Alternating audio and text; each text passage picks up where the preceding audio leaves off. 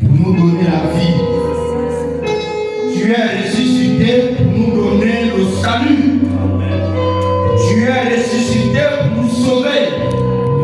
Tu es ressuscité pour nous donner l'assurance. Et ce matin, nous voulons te bénir pour ta fidélité. La Bible déclare que tu es fidèle. Et ce matin, nous voulons t'écouter. Ce matin, nous voulons te bénir pour ta parole. Et ce matin, nous prions notre Dieu que cette parole puisse nous faire du bien. Nous te bénissons pour la lumière de ta parole dans nos vies ce matin. Sois élevé, sois magnifié, parce que tu es le même hier, aujourd'hui et éternellement. La Bible déclare que c'est poussé de l'Esprit de Dieu que les hommes ont parlé de ta part. Et ce matin, nous voulons, notre Dieu, rentrer dans les réalités de ton royaume, parce que tu reviens bientôt. Sois élevé, sois magnifié, parce que tu es vivant. Que la gloire te revienne, toi qui vis à jamais. Que les saints disent Amen. Amen. Alléluia. Amen. Alléluia. Amen. Gloire à Dieu. Alléluia. Ce matin, nous sommes à un culte missionnaire. C'est un programme régional. Alléluia. Amen. Et notre église, c'est une église missionnaire. Est-ce que tu peux dire Amen? Amen. Je voudrais ce matin attirer notre attention que nous sommes une église missionnaire. Et l'église ici, ce n'est pas les bâtiments. L'église ici, ce sont les fidèles qui forment l'église locale. Alléluia. Amen.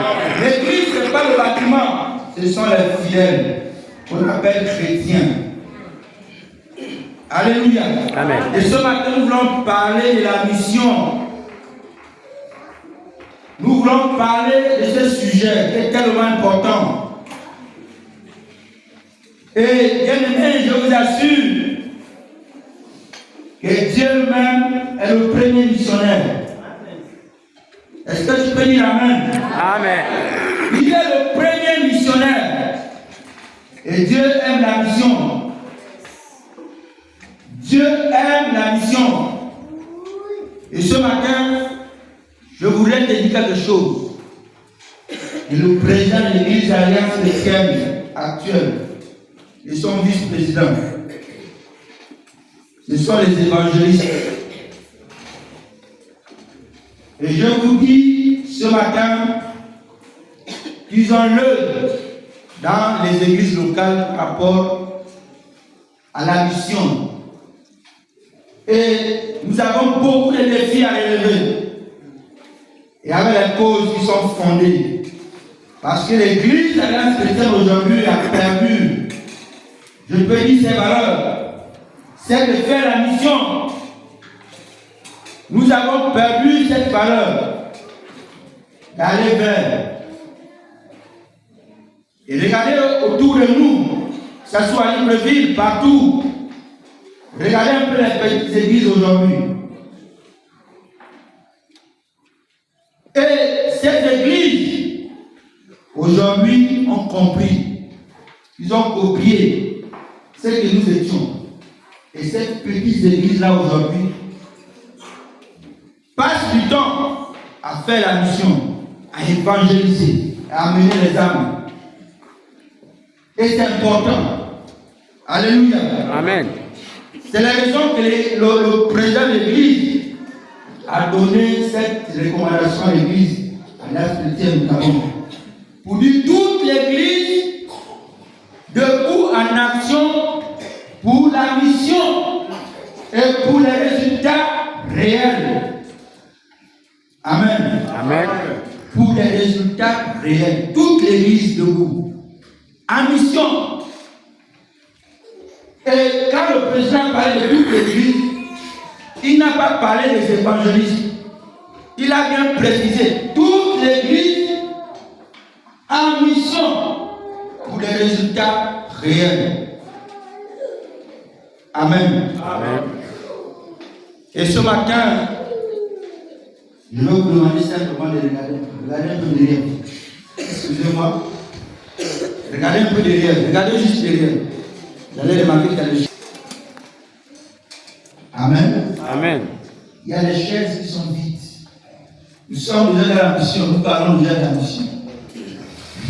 Nous parlons déjà de la mission. Il y a des chaises qui sont vides. Ce matin. Et la question que j'étais à te poser, est-ce que ta maison est fermée ce matin? Est-ce que ta maison est fermée ce matin? Ou il y a encore des personnes que tu as laissées dans ta maison? Regarde un peu, regarde un peu derrière, regarde un peu ta maison. Est-ce qu'il y a des gens que tu as laissés ce matin dans ta maison? Alléluia. Amen. Alléluia. Amen. Nous sommes les premiers missionnaires. D'abord de nos familles, dans notre maison. La Bible dit que nous sommes sauvés pour sauver les autres. Avant de sauver d'abord les autres, il faut qu'on sauve d'abord ceux qui sont d'abord dans notre maison, c'est-à-dire dans notre maison. Alléluia. Amen. Nous sommes sauvés pour sauver les autres. Et ce matin, frère, sœur, maman, ne laisse plus les gens dans ta maison dimanche. Il faut les encourager. Il faut commencer déjà à les parler de Jésus. Il faut commencer déjà à les parler de Jésus. Même si c'est dur, même si c'est fort. Et je te rappelle que nous, on n'a pas le pouvoir de pouvoir convaincre quelqu'un. Mais il y a quelqu'un qui convainc les gens. Amen. Qui s'appelle le Saint-Esprit. Amen. C'est lui qui convainc du péché, de la justice et du jugement. Notre devoir seulement, c'est de parler. Amen. Est-ce que je comprends ça ce matin? Amen. Ton devoir, c'est de parler. Il y a des gens aujourd'hui qui sont venus à Christ. Mais on a prêché l'évangile peut-être après 5 ans. Et cette parole a retenti dans son esprit de venir à Christ. Amen. Voilà pourquoi on doit évangéliser. Arrêtons cette façon souvent de parler. Même si on est 10, même si on est 30, même si on est 50. Mais pourquoi alors Dieu regarde de venir? Parce qu'il y a encore d'autres brebis qui sont dehors. Est-ce que tu peux acclamer le Seigneur? Dieu regarde de venir aujourd'hui parce qu'il y a encore d'autres brebis qui sont dehors. Arrêtons de dire, bon, Dieu est dans la qualité, Dieu n'est pas, bon, pas laissons la qualité, Dieu n'est pas la quantité. Mais il y a encore d'autres personnes qui sont dehors. Amen. Alléluia. Amen. Bon, même sur les 100, même sur les 50, en tout cas ça va, c'est bon, Dieu n'est pas dans la quantité. Mais pourquoi alors, aujourd'hui, Dieu dit qu'il y a encore d'autres brebis qui sont dehors? On ne doit pas arrêter de faire la mission, on ne doit pas arrêter d'évangéliser, on ne doit pas arrêter de prêcher. Aujourd'hui, si on arrête de prêcher, cela veut dire que demain, Christ vient chercher l'église, c'est tout. Alléluia. Amen. Mais si Christ n'est pas venu chercher l'église, on doit continuer à évangéliser. Amen. Ce qui est bien, qu'il y a les couronnes. Il y a les couronnes pour les gagnants d'âme. Amen. Je vous assure, il y a les couronnes. Amen. Parce que pour sortir une âme de la puissance des ténèbres, pour l'amener à la lumière, c'est un travail. Et celui qui fait ça a une récompense. Lisons la Bible. Amen. Voilà pourquoi le thème de ce matin, c'est l'amour du Père Céleste envers les pécheurs. L'amour du Père Céleste envers les pécheurs. Alléluia. Amen. L'amour du Père Céleste envers les pécheurs. Dieu a de l'amour pour tous les pécheurs. La première mission du Père Céleste, c'est de sauver les perdus. La première mission du Père Céleste, c'est de sauver les perdus. Selon Jean 3,16, que nous tous on a dit, même nos enfants les collines, car Dieu a tant aimé le monde qu'il a envoyé Jésus, afin que quiconque croit en lui ne périsse pas. Il a quoi? La vie éternelle. Il a la vie éternelle. Dieu a envoyé Jésus pour nous sauver. Pourquoi? Parce que Dieu a de l'amour pour l'homme. Alléluia. Le seul problème de Dieu avec l'homme, ici, c'est le péché. C'est le péché. Et la Bible dit que Dieu est le péché, mais il aime le pécheur. Alléluia. Mais quand il est venu, il est rentré dans la maison des personnes qui n'étaient pas bien. Et les gens qui étaient avec lui commençaient à dire, oh, mais il est parti loger chez les gens qui ne sont pas bien. Et le Seigneur a dit, je ne suis pas venu pour les gens qui sont en bonne santé. Je suis venu pour les gens qui sont perdus, qui sont malades. Je ne suis pas venu pour ceux qui sont en bonne santé. Je suis venu pour ceux qui sont malades. Amen. Je tiens à te rappeler, peut-être que tu as oublié, que les gens sont perdus. Beaucoup de gens sont malades. Dans cette cité, on crie le mal et le vol. Mais quels sont les gens qui volent? C'est les gens qui sont perdus. Amen. Ils sont malades parce qu'ils n'ont pas Jésus dans leur cœur. Amen. Mais qui peut les sauver? Qui peut les aider? C'est toi et moi. Amen. Je te le rappelle ce matin. Alléluia. Amen. Le Fils de l'homme est venu pour chercher et sauver ceux qui sont perdus. Luc 19.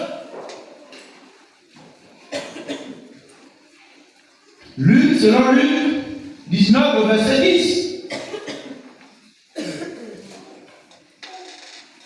Je suis venu chercher et sauver ceux qui sont perdus. Je te le dis ce matin, que beaucoup de nos parents sont perdus. Quand quelqu'un est perdu en forêt, il ne sait plus comment faire. Et je te le rappelle ce matin que la vie est en Jésus-Christ. Quand quelqu'un n'a pas Jésus dans sa vie, il est perdu. Et la Bible dit que si l'homme n'a pas Christ dans son esprit et dans son cœur, il est mort. Il s'agit de son âme qui est morte. Et ne prenons pas ça à la légère. C'est un fardeau. Quand quelqu'un meurt sans Christ, c'est compliqué, c'est difficile. Et l'enfer existe. Amen. L'enfer existe. Nous allons lire ce matin dans Luc. Luc chapitre 15, c'est notre passage. Les versets 17 jusqu'au verset 24. Voilà, je vais demander à Diaconesse Martine de nous faire la lecture un peu plus rapidement. Voilà. Merveilleux et important pour l'Église tout entière. Luc 15, les versets 17 jusqu'au verset 24. Alors, oui, maman. Je lis dans Parole vivante. Alors il fait un retour sur lui-même et se met à réfléchir à sa situation. Il se dit, tous les travailleurs agricoles de mon père peuvent manger autant qu'ils veulent, alors que moi je suis ici à mourir de faim. Je vais me mettre en route. J'irai trouver mon père et je lui dirai, mon père, j'ai péché envers Dieu et envers toi. Je ne mérite plus d'être considéré comme ton fils. Accepte-moi comme l'un de tes ouvriers. Il se met donc en route pour se rendre chez son père. Comme il se trouve encore à une bonne distance de la maison, son père l'aperçoit. Il est pris d'une profonde pitié pour lui. Il court à la rencontre de son enfant, se jette à son cou et l'embrasse longuement. Le fils lui dit, « Mon père, j'ai péché envers Dieu et envers toi. Je ne mérite plus d'être considéré comme ton fils. » Mais le père dit à ses serviteurs, « Allez vite chercher un habit, le meilleur que vous trouverez, et mettez-le lui. Passez-lui une bague au doigt et chaussez-le de sandales. Amenez le veau que nous avons engraissé et tuez-le. Nous allons faire un grand festin et nous réjouir, car voici pour moi mon fils était mort et voilà qu'il est revenu à la vie. Il était perdu et voici je l'ai retrouvé. » Et il commence à se réjouir et à festoyer. Amen. Alléluia. Gloire à Dieu. Cette histoire, pour tous ceux qui lisent la Bible, connaissent l'histoire. Il s'agit d'un fils prodigue. Un père qui avait deux fils. Et le père, tellement qu'il était riche, il avait toutes les richesses du monde. Et les deux fils ont demandé que donne-nous notre part. Le plus petit et le plus grand. Et Dieu a donné, il a partagé. Et le plus jeune, il a pris pour lui son héritage. Et il a pris la décision d'aller faire de ça ce qu'il voulait. Il a tout gaspillé. Tout gaspillé au point où il est resté. À vide, il n'avait plus rien. Et la souffrance, la misère a commencé à le frapper. Au point où ce dernier a réfléchi, a dit non. Est-ce que c'est important de pouvoir continuer à souffrir dans cet état? Non. Ce que je peux faire, c'est de répartir vers mon père, parce que je sais qu'il détient tout entre ses mains. Il détient tout entre ses mains et je crois qu'il a une solution par rapport à la situation que je traverse. Et ce dernier est revenu. Et quand il est revenu, le père n'a pas dit, hey, reste là-bas, je t'ai tout donné, tu as gaspillé. Il n'a pas dit non. Mon fils, donne-moi là-bas tout ce que je t'avais donné. Il a couru, il a pris le fils et il a demandé aux travailleurs, tous ceux qui étaient là, allez-y, attrapez le gras, le plus précieux là. Amenez. Et c'était une grande fête. Alléluia. Amen. C'était une grande fête. C'est pour dire à quelqu'un ce matin que peu importe ce que tu peux traverser, mais Jésus ici est la solution à tout problème. Alléluia. Amen. Jésus est la solution à tout problème.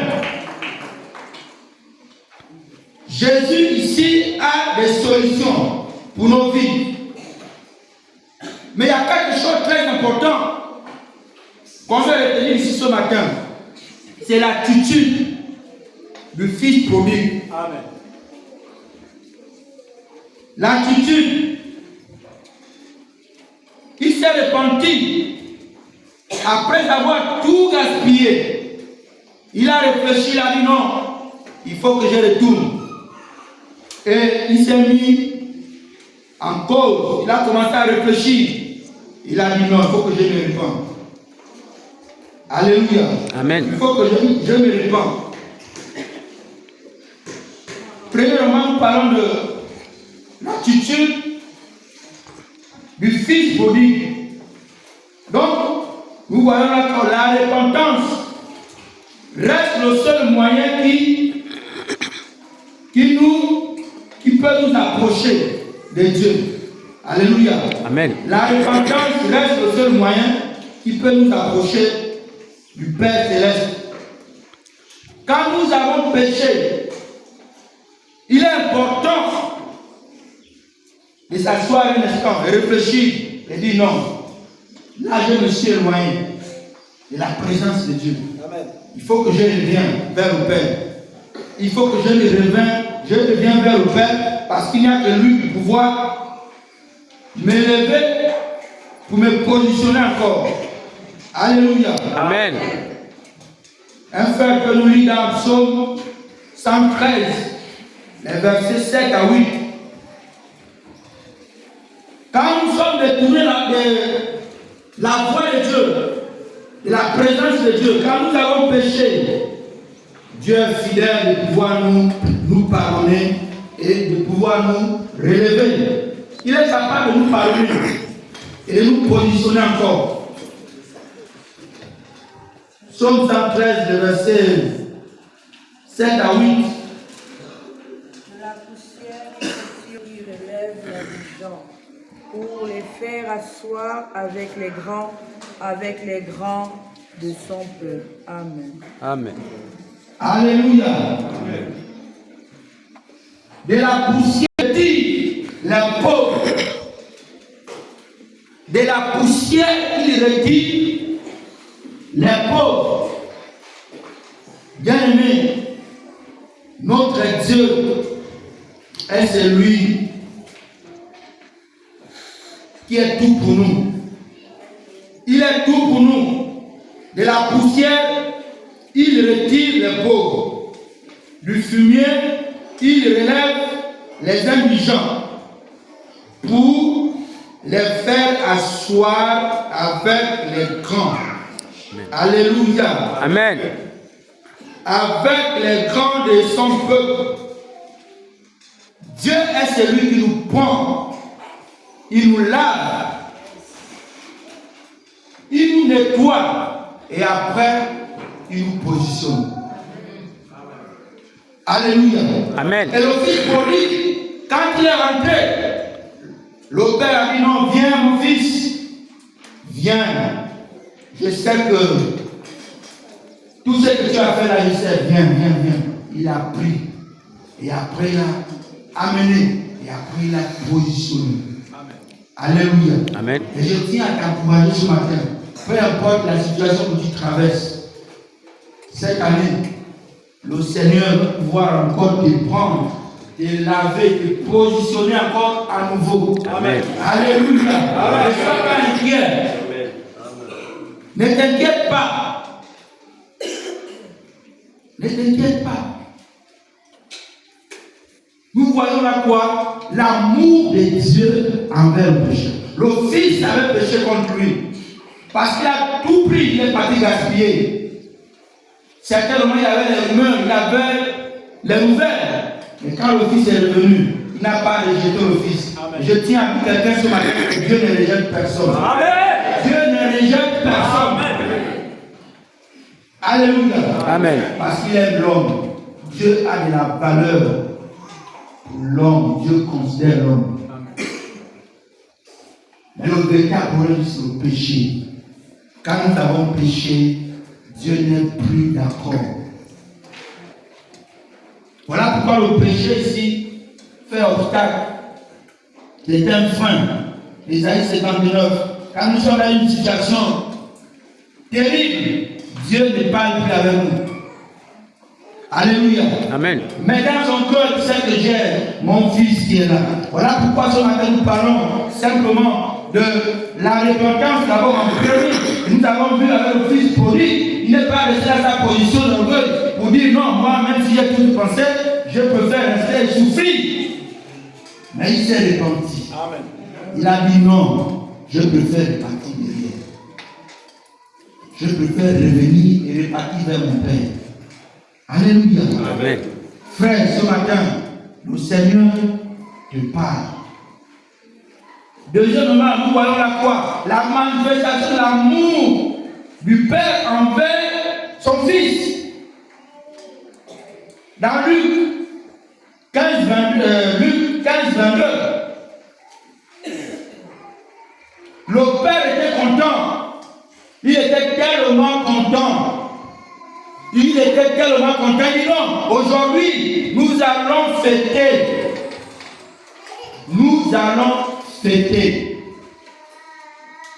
Et il a demandé à ces travailleurs, allez-y récupérer là-bas. Amenez un veau. Le plus beau là, le plus gros là, la Grèce là. Nous allons fêter. Alléluia. Amen. Nous allons fêter. Et Dieu est content quand nous revenons vers lui. Quand nous revenons vers lui. Voilà pourquoi ce matin, bien-aimés, nous avons ce devoir. Nous avons cette responsabilité, l'Église tout entière, d'aller vers les brebis égarées. Beaucoup sont égarés dans les maisons. Beaucoup sont égarés. Nous avons cette responsabilité d'aller vers ces personnes. Alléluia. Amen. Ne pensons pas que c'est fini pour eux. Mais ce matin, je tiens à vous dire que Dieu a encore la considération pour ces personnes. Amen. Amen. Alléluia. Amen. Ne pensons pas que non, c'est fini. Lui là, il est fini. Il ne peut plus revenir à Jésus. Lui là, il est perdu. Il ne peut plus rien faire. Et je tiens à vous dire, même si nous avons des personnes les plus compliquées et difficiles, ne prions pas dans le sens que Seigneur, il faut tuer ces personnes-là. Il faut prier dans le sens que Seigneur touche le cœur de mon grand-père là qui est sorcier, pour qu'il se répande.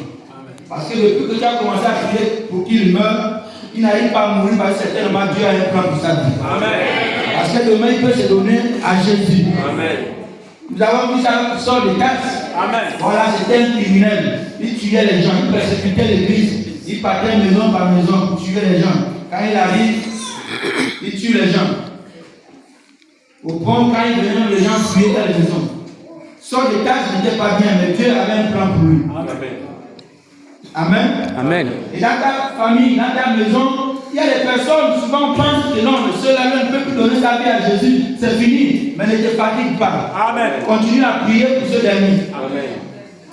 Parce que Dieu a un plan pour lui. C'est la raison pour laquelle on ne va pas se fatiguer. Ne nous fatiguons pas. Dieu a un plan pour toutes ces personnes. Et le Père était content. Il a dit, oh mon fils, viens. Alléluia. Amen. Et souvent nous, quand on a les enfants, souvent on repère, même s'il a fait n'importe quoi, quand l'enfant le dit souvent, et puis on commence déjà à le repousser. Amen. Le combat n'est pas physique. Amen. Le combat est spirituel. Amen. Alléluia. Amen. Et les armes avec lesquelles nous combattons, elles ne sont pas charnelles. Elles sont spirituelles. Elles sont puissantes par la vertu de Dieu pour renverser les éléments, pour renverser les esprits, les démons, tout ce qui s'oppose contre la volonté de Dieu. Amen. Donc, bien aimé, Dieu a de l'amour pour le pécheur. Et l'Église doit comprendre cette mission. Ne disons pas, ceux-là, ce n'est pas la peine, ceux-là ne peuvent plus venir à Jésus. Ils sont, non, arrêtons de dire ça. Alléluia. Amen. Nous avons les gens qui sont perdus ici, à Bambini.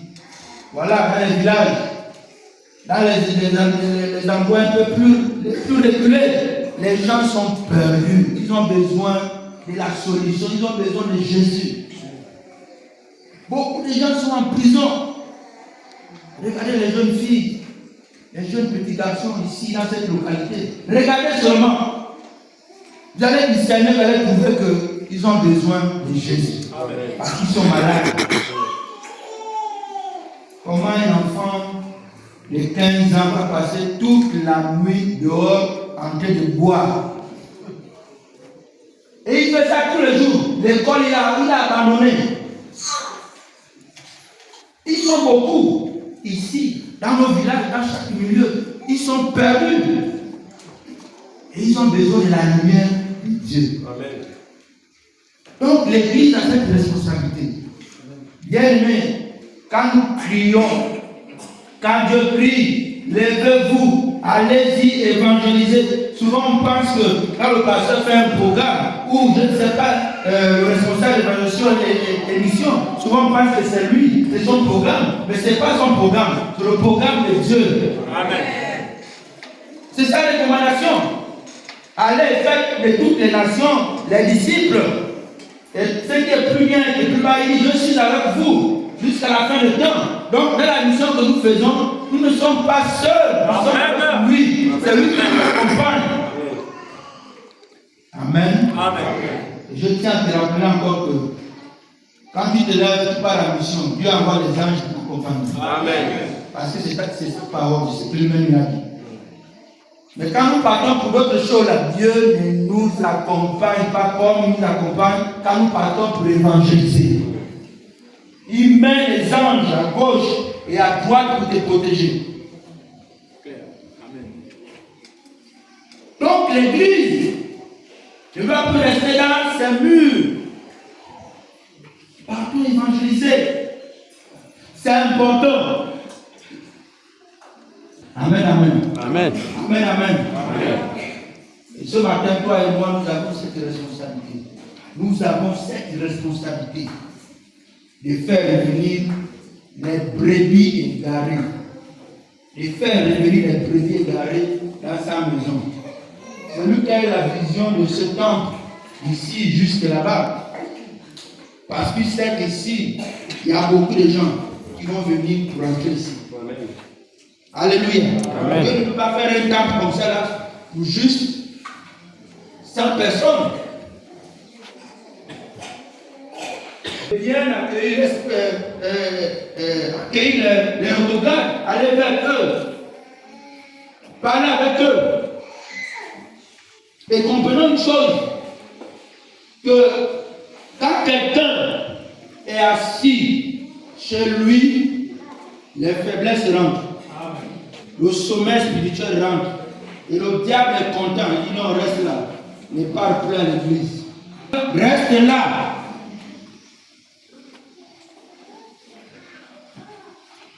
Et souvent, quand ces personnes-là, le Seigneur les touche, à travers la prière des intercesseurs, au travers de nos prières, quand le Seigneur touche ces personnes, et quand la personne vient à l'église, il faut aussi maintenant bien vraiment l'accueillir. Alléluia. Amen. Je parle les paroles. J'espère que là où tu es venu, là, c'est une bonne foi. Tu dois plus répartir. J'espère que là où tu es venu, là, définitive, tu dois plus répartir.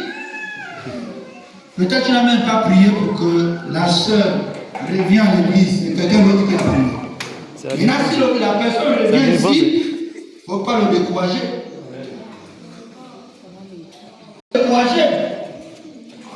Mais le contraire dit, gloire à Dieu, soyez les bienvenus, viens ma soeur, viens, vraiment c'est bien. J'ai béni Dieu. Amen là-bas. Mais arrête de dire, j'espère que là où tu es venu là maintenant, pour toujours, tu dois plus répartir. Souvent, tout se passe dans le cœur. Tu ne sais pas ce que vos frères ou la soeur, ceux-là aussi avec les paroles là. Souvent les gens n'ont pas le courage de pouvoir réagir coup par coup, mais ils nourrissent dans son cœur. Alléluia. Amen. Ce même j'ai visité une soeur. Je dis, mais pourquoi tu ne viens pas à l'église? Il dit, oh, Herman, c'est vrai, je vais revenir, mais je cherche là-bas les habits. Parce qu'il y a quelqu'un qui m'avait dit là-bas que toi, tu as une seule robe seulement, pour le petit corps, c'est pas une seule robe.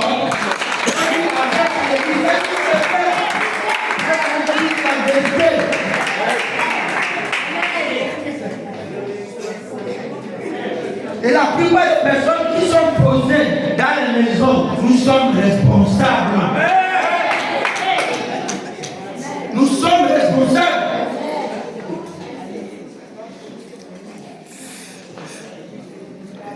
Nous voyons l'attitude du père. Quand le fils est venu, il a couru, il était content, il est parti le prendre, il dit viens. Aujourd'hui c'est la fête.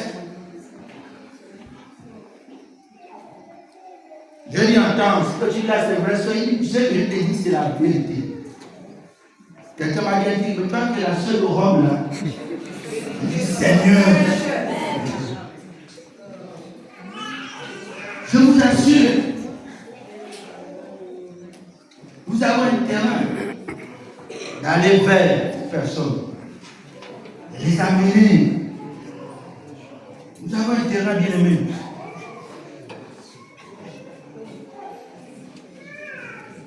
Trois. Notre Dieu est celui qui nous amène. Il nous amène de la mort à la vie.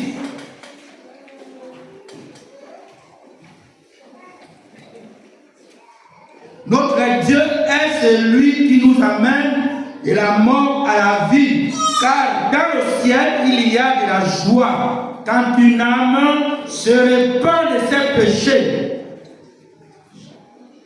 Luc 15, le verset 10. Il y a de la joie dans le ciel quand une âme se répand. Il y a vraiment la joie. Le ciel bouge. Dieu est content parce qu'il y a quelqu'un qui est venu dans le sein d'Abraham. Dieu est content. Alléluia. Amen. Dieu est content. Dieu est content. Et ce matin, le Seigneur voudrait nous rappeler ces réalités. Quelle est la position aujourd'hui de l'Église? Est-ce que nous pensons aller vers ces personnes qui sont égarées, aller vers ces personnes qui n'ont plus l'espoir? Ils n'ont plus l'espoir. Et tout Bambini là, je veux dire, tout Bambini là est déjà évangélisé. Nous avons évangélisé Bambini, est déjà évangélisé. Alléluia. Amen. Donc on peut dire que dans les maisons là, la plupart des personnes sont des regards. D'autres n'ont pas Jésus. Et nous avons cette responsabilité de pouvoir les prêcher Jésus. Amen. Amen. Alléluia. Amen. Donc, je suis en train de chuter pour dire, nous devons faire la mission. Nous devons faire la mission. L'Église doit se lever. Et l'Église, ce n'est pas le bâtiment. C'est nous. Et cette année, nous avons des défis. Nous allons évangéliser beaucoup. Et c'est de la responsabilité de l'Église. Et le Bureau national entend des résultats qui sont réels.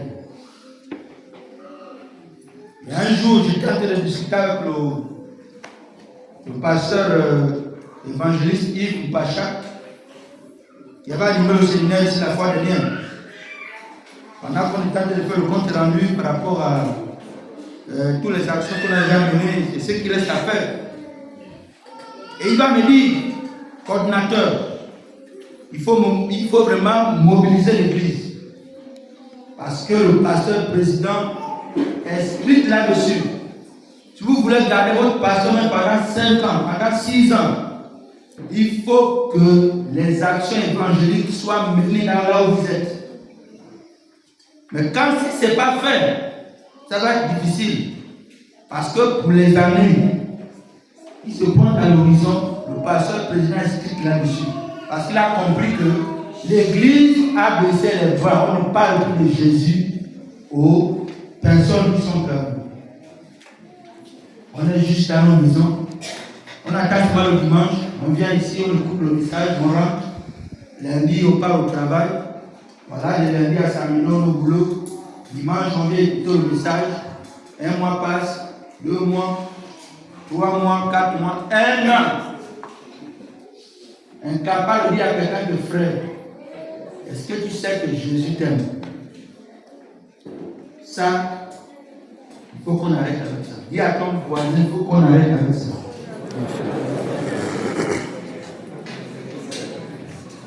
Allez-y dans Jean 12, je veux dire Genèse 12.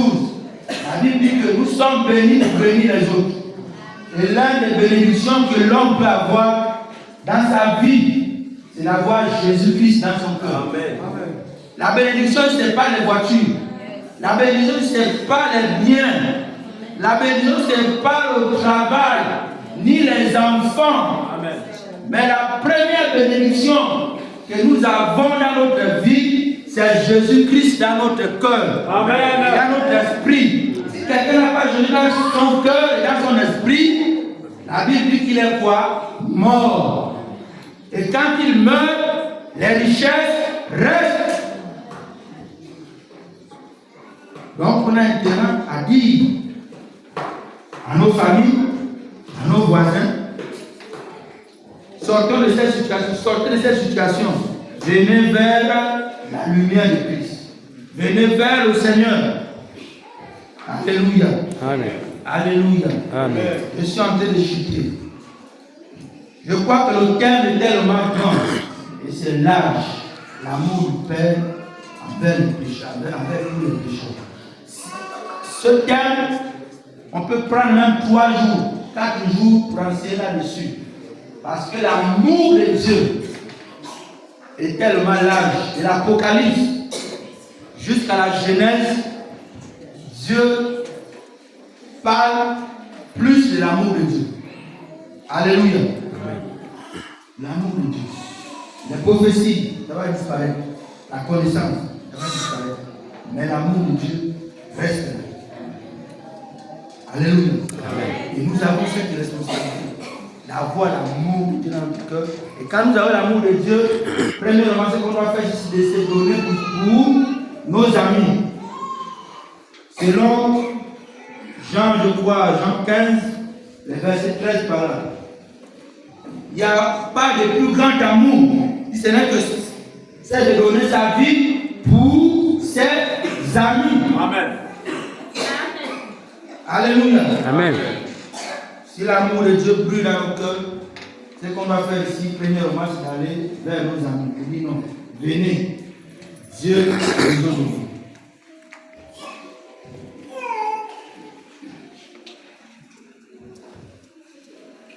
Nous sommes à une journée tellement importante, c'est la mission.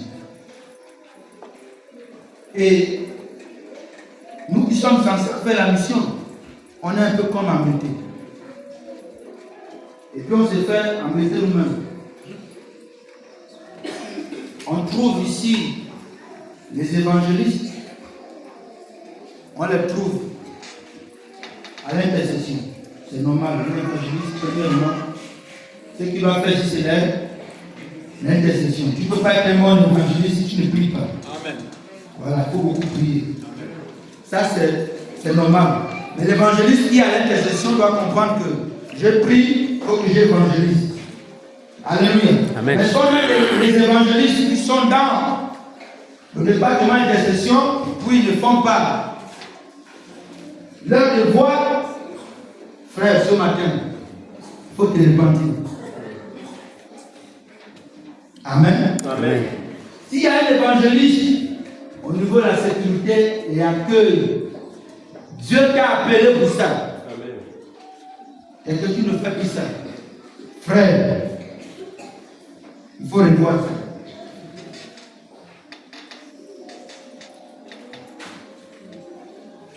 Si tu es évangéliste au niveau des chants ici, et que vous n'arrivez plus à remplir cette tâche-là, c'est un don que Dieu t'a donné. Les dons sont là, c'est pour, on va parler simplement pour faire grandir l'église. Parce qu'il y a les dons qui sont là et qu'on n'arrive pas à exercer ces dons-là comme il faut, nous sommes en train de tuer l'église. Tu es évangéliste bien. Quand tu parles aux gens, les gens t'écoutent bien. Le Saint-Esprit amène les gens à écouter la parole au travers de ta bouche. Tu t'exprimes très bien, c'est un don. Tu prends ça, tu pars caché, c'est seulement la chanson. Et tu restes là-bas caché. Essaie de le voir. Alléluia. Amen. Essaie de le voir. C'est important. Il y a tellement de départements, de mouvements qu'on peut citer ici. Mais si tu es évangéliste, frère, faut faire ce que Dieu t'a appelé. Il faut le faire. Il ne faut pas garder ça pour toi-même. Il faut le faire. Alléluia. Amen. Il faut le faire. Et ce matin, nous sommes en train de chuter. Je ne sais pas combien de temps tu as caché ce don-là. Et que c'est là, ta sommeil, tu préfères faire autre chose. Lève la main là où tu es. Il faut lever la main là où tu es. Parce que l'année là, nous voulons aller évangéliser. On va encore évangéliser. Et ici, même si tu chantes, tu es musicien, tu es à l'intercession ou je ne sais pas, ça ne veut pas dire que tu te lèves pour faire la mission, tu dois plus chanter. Non, non, non, non. Il s'agit ici d'accomplir l'appel que Dieu t'a donné. Parce que tu ne fais plus ça. Lève la main comme ça. Il faut lever la main. Il faut pas avoir honte. Il faut lever la main. Alléluia. Tu sens l'appel au niveau de la mission. Dieu t'avait parlé. Et quand tu fais ça très bien. Quand tu évangélises très bien. Tu es là, tu lèves ta main simplement. Alléluia. Amen. Nous sommes en train de prier. On s'incline à la prière. C'est une décision personnelle. C'est une décision personnelle. Alléluia. Amen. C'est une décision personnelle. Vous n'arrivez plus à faire ce que Dieu vous a demandé de faire en mission. Si vous êtes là, tu lèves ta main simplement. Et ce matin, dans cette salle, tu as écouté ce message. Jésus est le bon berger, selon Jean 10, verset 11. Jésus est le bon berger et il a donné sa vie pour ses brebis. Et ce matin, si tu ne connais pas également le Seigneur, n'hésite pas à lever ta main. Alléluia. Amen. Lève ta main là où tu es. Tu es venu là, que tu n'as pas Christ dans ton cœur. Tu lèves ta main simplement là où tu es. Lève ta main là où tu es. Si tu n'as pas Christ dans ta vie. Alléluia. Jésus a dit que si tu as honte de moi, moi aussi j'aurai honte de toi au ciel. Ce matin, tu as besoin de te réconcilier avec le Seigneur. Tu lèves ta main là où tu es. Alléluia. Gloire au Seigneur. Tu as écouté ce message. Pouvoir évangéliser. Tu peux élever ta voix. Tu peux élever ta voix pour prier. Combien de frères et les sœurs ont arrêté d'évangéliser. Ce matin, nous allons prier. Élevons nos voix.